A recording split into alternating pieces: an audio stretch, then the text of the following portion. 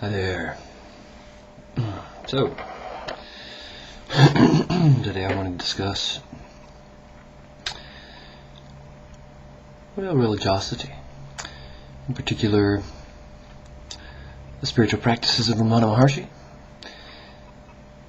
And I already discussed them in brief in my last video, so today I would just like to extend it to a little philosophy.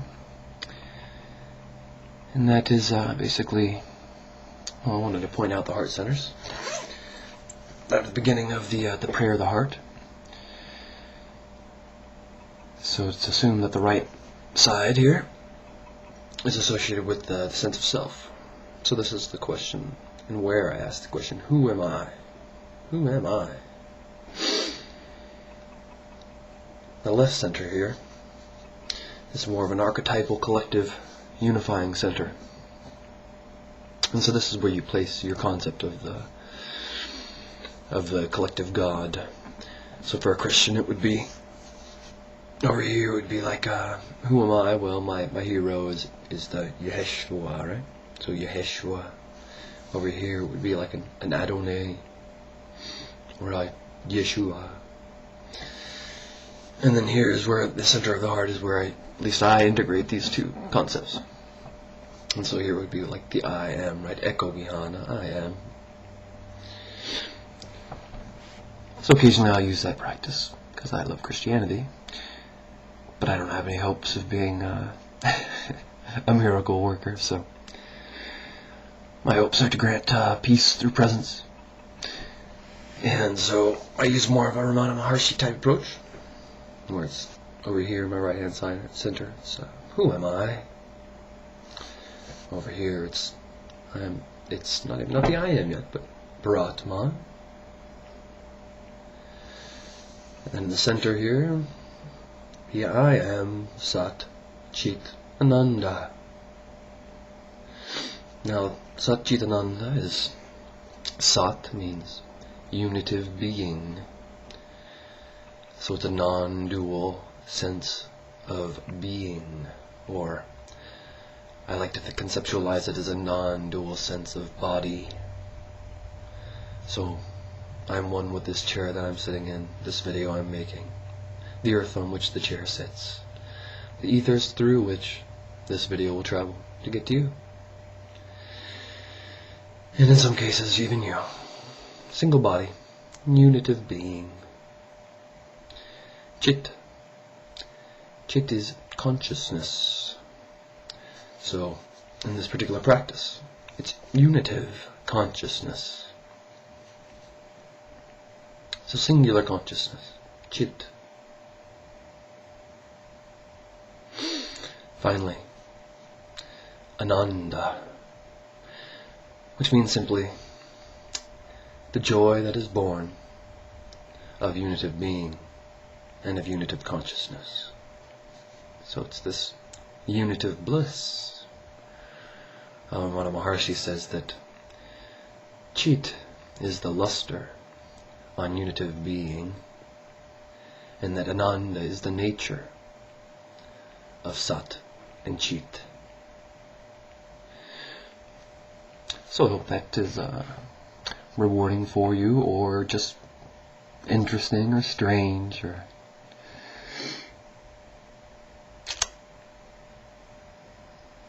hope you're doing real well.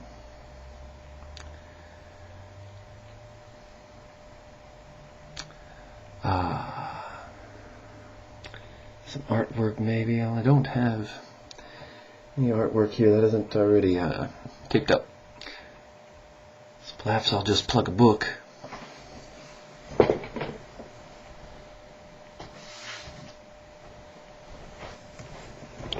Here's a nice book.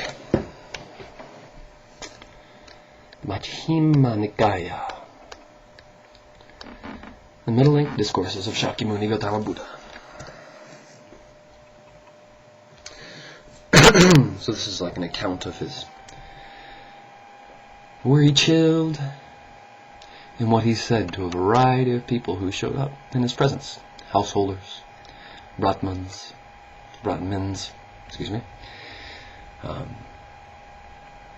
and the lessons that he instructed them in. And I'm tempted to read a little bit from it here.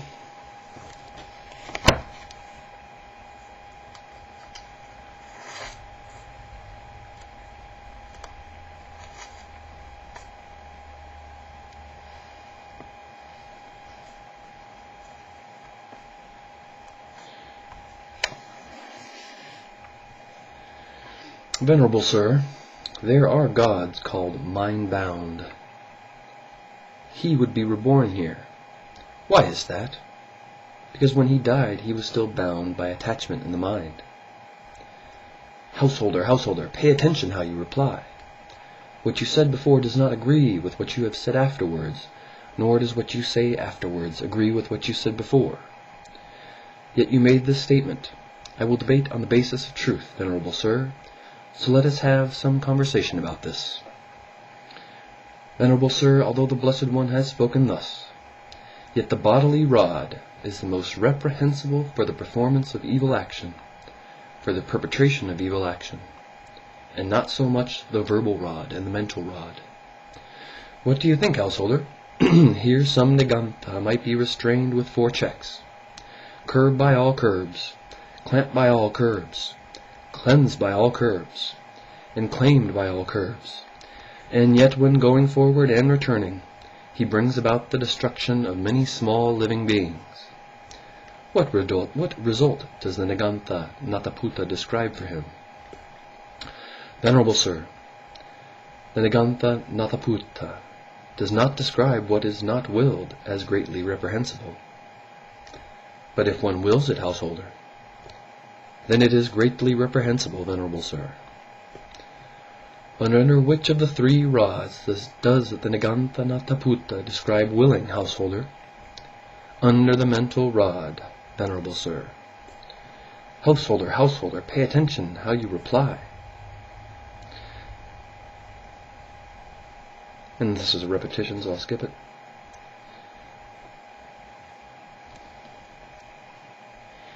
Venerable Sir, although the Blessed One has spoken thus, yet the bodily rod is the most reprehensible for the performance of evil action, for the perpetration of evil action, and not so much the verbal rod and the mental rod.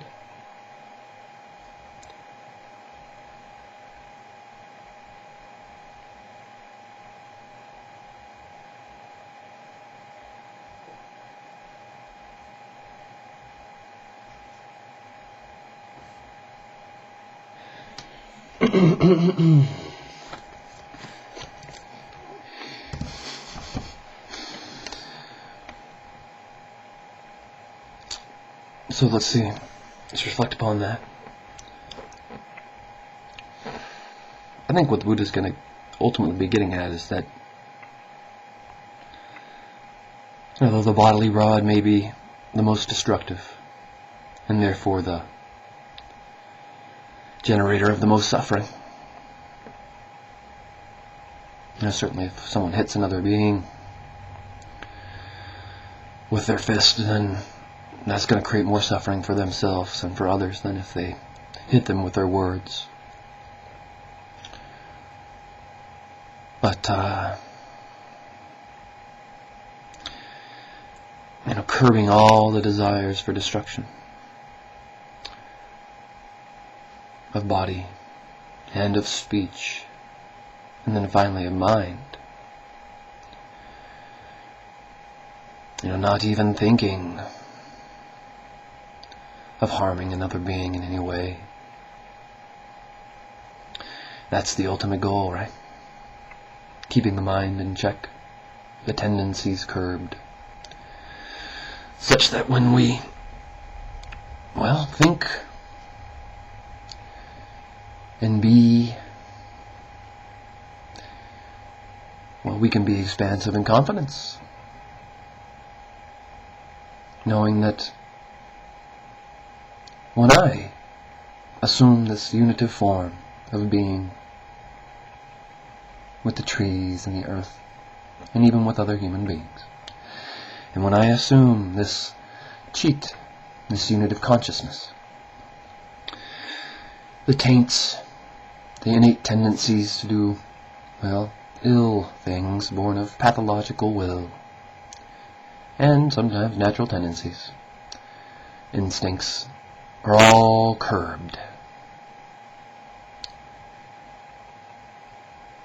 Then we can unite in peace, in goodwill, in the desire for liberation for all beings, and in bliss. Spreading the good stuff. Alright. I hope you're all having a great day, a great year, and hope it continues to unfold as such. Trust that it will. I love you. Peace.